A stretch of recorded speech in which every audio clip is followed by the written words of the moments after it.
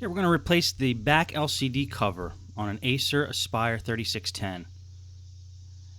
Now if you look at the bottom left hand corner of the screen here, I froze the frame because I wanted to show you that sometimes the hinges don't break. It's actually the plastic back cover that breaks on these laptops, and that's the part you need to replace. The hinge might be perfectly fine, in which this case it is.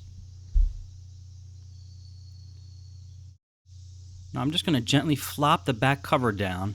I already took the front bezel off and all the screws out. And I'm just going to show you bits and pieces of this video. I just wanted to get the point across that it's not always necessarily the hinges that break. Now, we got the back panel off. The back panel has the antenna for the wireless cards attached to it, so that's one inconvenience. We got to loosen them up a little bit. But the thing you really don't want to break is the LCD cable and the cable that goes to the inverter. So we're going to take the inverter off now, and that'll allow us to free up the LCD cable and that red and white, or that red and pink cable that actually powers the bulb. We want to remove the whole back cover from the process here, and there we are able to get it off now. At least released from the inverter. Now we're going to pull off the wireless antenna. Okay, now we had the rear plate off.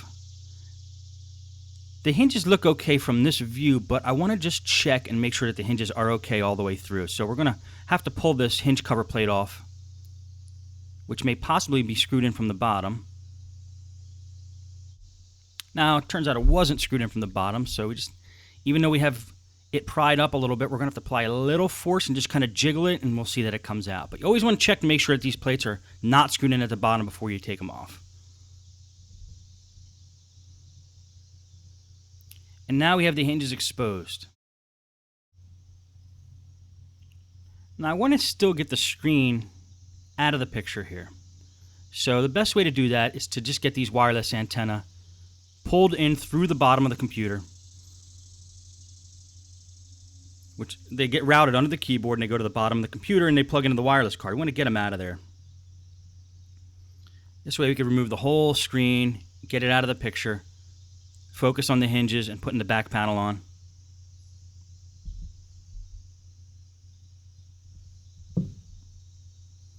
And to get to the wireless card, which I probably should have done in the first place, you have to take off this plate on the back of the computer.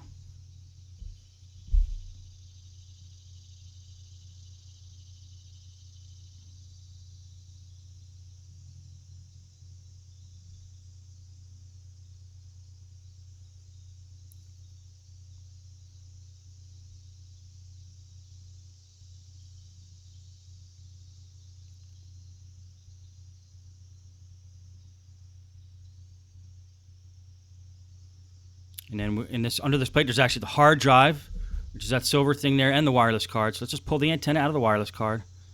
Get the wireless card out of there so it doesn't block the antenna from coming through the hole. And then just follow the route of the wireless antenna there and pull it through the hole. Let's get that whole thing out of the picture.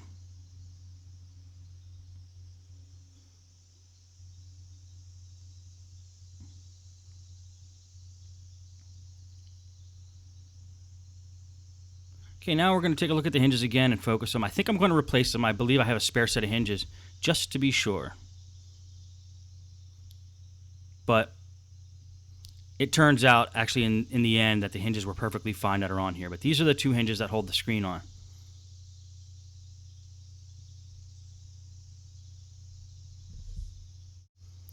Now you're going to see that it's not actually the hinges that are bad, but that point there, which is the rail that goes up the side of the LCD screen, is bent.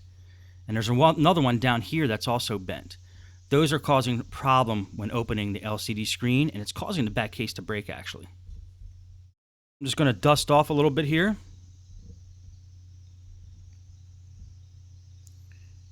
And the back screen cover that I actually purchased, and I got this on eBay, had the hinges attached. So that's why we're going to remove the old hinges and use the cover with the new hinges on it.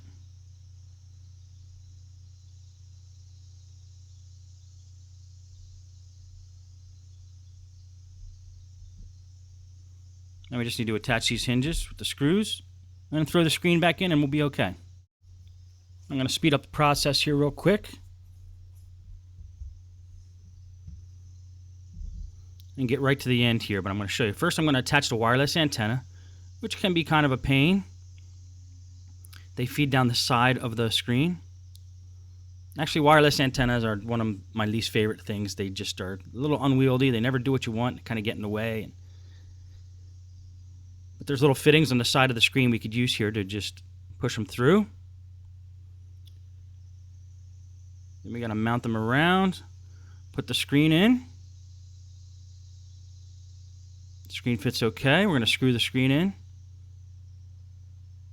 using the tiny screws that comes with the screen on the side.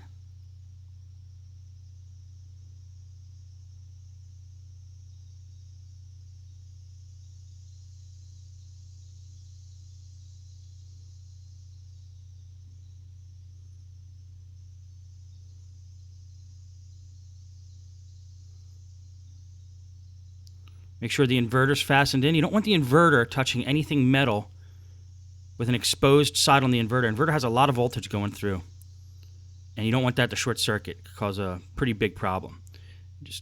And also make sure you push all the cables back the way they were. They have to be flush exactly the way they were before they came out. Otherwise, pieces aren't going to fit, like the hinge cover plate won't fit. Okay, we're going to attach the front bezel.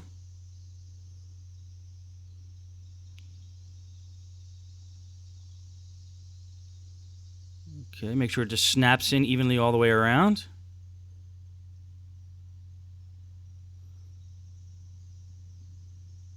We're going to screw it in.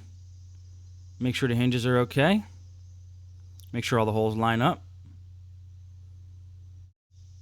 Okay, and that's going to do it. Now, although not terribly informative, this video was created just to show you that it's not always the hinges that could be the problem. And you can still see in the bottom left-hand corner of the screen here, this computer suffered some major damage. Some of the holes on the front bezel are broken.